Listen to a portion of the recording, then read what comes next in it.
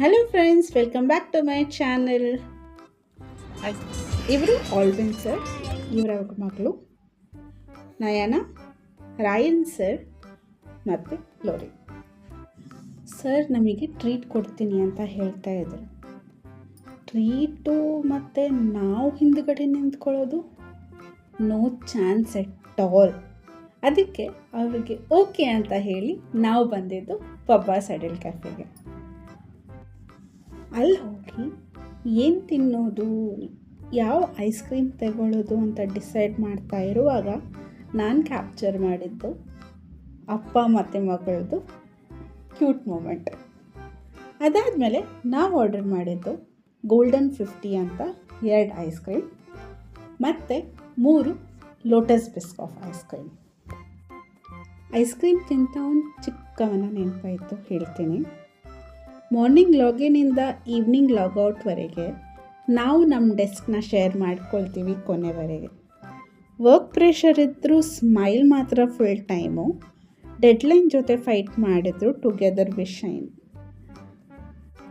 ಊಟದ ಟೈಮಲ್ಲಿ gossip start ಆಗುತ್ತೆ. ಸ್ಮಾಲ್ ಜೋಕ್ಸಿಂದ ಸ್ಟ್ರೆಸ್ ಫುಲ್ ಮಾಯ ಆಗುತ್ತೆ. ವರ್ಕ್ ಮಾಡುವಾಗ ಇಲ್ಲದು ಸೀರಿಯಸ್ ಫೇಸ್ ಇದ್ದರೆ ಗ್ರೂಪ್ ಚಾಟಲ್ಲಿ ಮೀನ್ಸ್ ಗ್ಯಾರಂಟಿ ಬರುತ್ತೆ.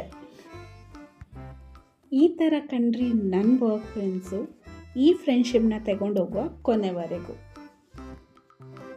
ಐಸ್ ಕ್ರೀಮೆಲ್ಲ ಶೇರ್ ಮಾಡಿಕೊಂಡು ತಿಂದೆಲ್ಲ ಆಗಿ ಮತ್ತು ಸರ್ ಅವ್ರ ಮಗಳಿಗೆ ಪಿಜ್ಜಾ ಆರ್ಡರ್ ಮಾಡಿದರು.